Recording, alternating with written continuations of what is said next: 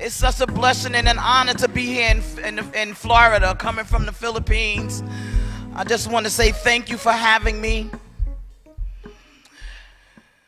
I want to tell you about my trip to the Philippines, and but I want to tell you what led up to it and how God was leading me, and the devil was trying to stop me, but at the same time I still stepped forward, and how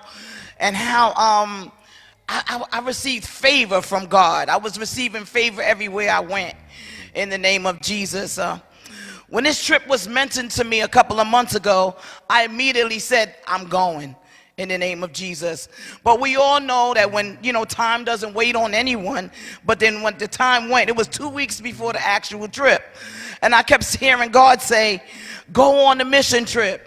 Go on the mission trip, book your ticket. And I said, God, I want to go on this trip. I want to go on the trip, but I really don't have the funds right now in the name of Jesus. But something happened, like the 6 days before. My phone, a notification came up and it said, a bill has been paid, and I accidentally pressed on it. And when I pressed on it, it took me to one of my accounts, and I saw that I had some buying power. So God was like, book your trip now. So I immediately booked my trip, and I'm like, look at God. So I booked the trip, and I said, but then I'm like, Dad, I don't know who's going. But I didn't even, when God said do it, I said, you know what, it doesn't even matter, he's going. God is going on this trip. I called my dad, and my dad, just like any other dad, he's going to ask you all these questions. Who's going? What hotel you going? I didn't have no clue about who was going. I didn't know where I was staying at. I just knew that I booked this trip in the name of Jesus. So once I booked the trip, in the name of Jesus. So then when I called the church. I called someone, and they was like, Sister Gwen. I said, I booked the trip, I'm going. They like, Sister Gwen, so who's going? I said, I don't know who's going. They like, you don't know where you're staying at? I said, no, I don't know. They like, you have to use wisdom, Sister Gwen. I said, I know that God is going. I said, that's all I know. They like, well, so they began to talk to me, and they started to get encouraged and started telling me what to expect because they went there before. So I was like, I'm so excited. They're like, wait, hold on. Let me make a few phone calls. So they made the few phone calls, and they called me back. They were so happy, and they're like, they were so happy, and they're like, guess what? I spoke to the other people. They're happy that you're going. So I got so excited, and I'm like, oh, I'm so happy. So then they was like, and actually, there are people going, and their tickets actually match yours. You'll be getting there half an hour before them. I'm like, wow. See, look at God. Look at God. I didn't have to. I did it with my faith, and I just knew that I had to go on this trip, and that he was leading me there in the name of Jesus. So, but nobody knew that I was dealing with a toothache that was so bad, and everybody knows about a toothache, especially at night. So the Friday before, I said, let me go get this. I said, let me go and get this tooth dealt with. They said, we can't save the tooth, but we're going to take the tooth out. So I said, look, take the tooth out. I have to go on this trip. It's going to heal while I'm on the trip. So they took out the tooth, and 2 days later, I was in extreme pain. So I went back to the dentist. Come to find out, they pulled the bone down and my sinus. So it was like I could feel the air coming from my nose through my tooth. So they like, we have to do another surgery. I'm like, oh my God, it's Friday. I'm leaving on Tuesday. So now the side of my mouth is swollen and everything. They had stitched the side of my mouth, all these stitches up in there. And I'm like, listen, that's the enemy. I'm so used to it. Every time I say yes, here he comes. But you're not going to stop me.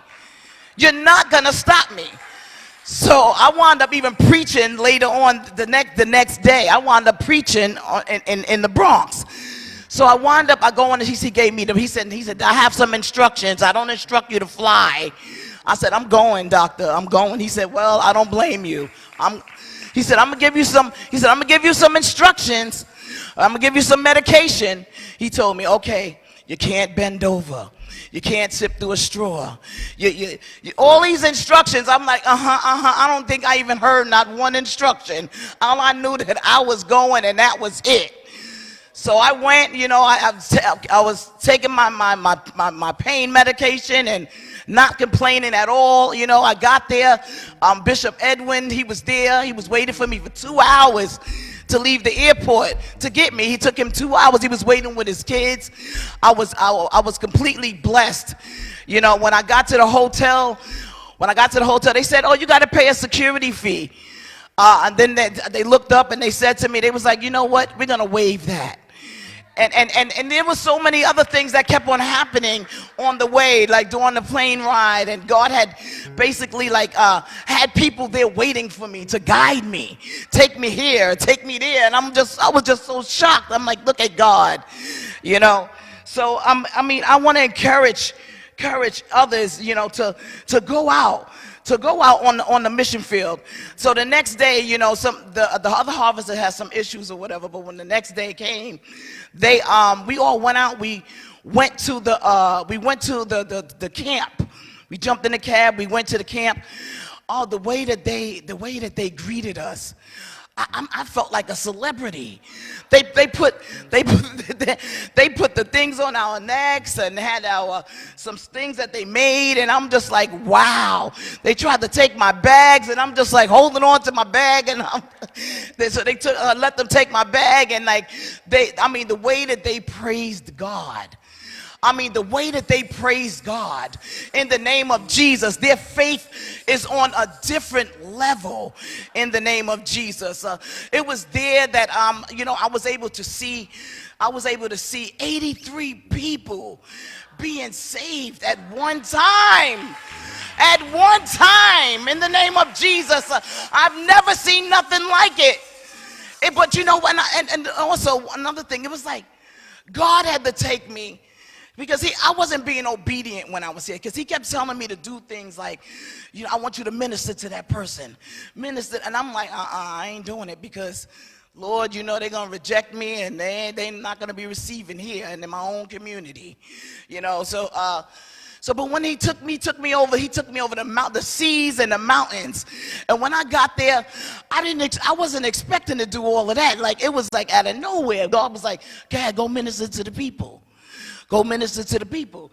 And then, you know, I was being reluctant. And then here comes Edwin, the bishop there. He's like, oh, go minister to the people. So I went out and I went to go minister to the first person. I put my hand on, but I wasn't confident. But I'm like, Lord, only you could do it, Lord. As soon as I put my hand on the first person, they fell out. So I'm looking, I'm like, oh my God, in the name of Jesus, what is this? So then the next one, and then the next one, and the next one. Next thing you know, I was stepping over people just to get to the other people. And it was like, they didn't want money. They didn't want any of that. They just wanted you, your praise. They wanted you to pray for them. They believed that God was sending you from all the way across the world to give them a word in the name of Jesus. So I was so honored, you know, that they was on it. You know, I mean, I was there. I mean, I just feel like I was there to bless them, to bless them, but they blessed me in the name of Jesus. So, I mean, like, so many things. I can't even tell you. I think I could write a small book about all of the things that took place there. I'm talking about, I mean, the wedding vows, the renewal. There were so many people who their marriages were on a brink. Their marriages, the devil was just having their way with them and was trying to separate them.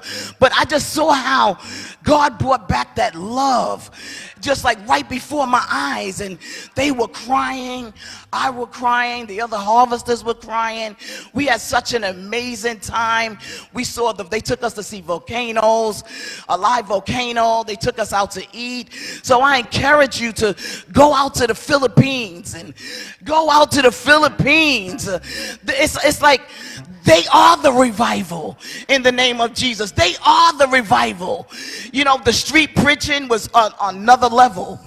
It was on another level in the name of Jesus. Oh, I was out there. The cars is just like you know how traffic. They don't have no traffic signs. Stop here, stop there. No, it was just zooming traffic, and I'm out in the traffic because I'm determined. I'm even learning the language so that they can understand me in the name of Jesus. It was such an amazing experience, and I just pray that I can encourage you to go out on the mission fields. There are souls that are attached to yours in the name of Jesus, and they're waiting on you. They are waiting on you. Go out to the mission field. Go out to them, and I ask you to pray for me, because I want to be out there. I want to be out there full time. I want to be out there full time. You know, I've been in my daycare business for 18 years, and I'm just ready to just be like the woman at the well and just leave her pot right there and just go with the living word. So I just want to encourage you to go, and I just pray for me. Pray for me in the name of Jesus.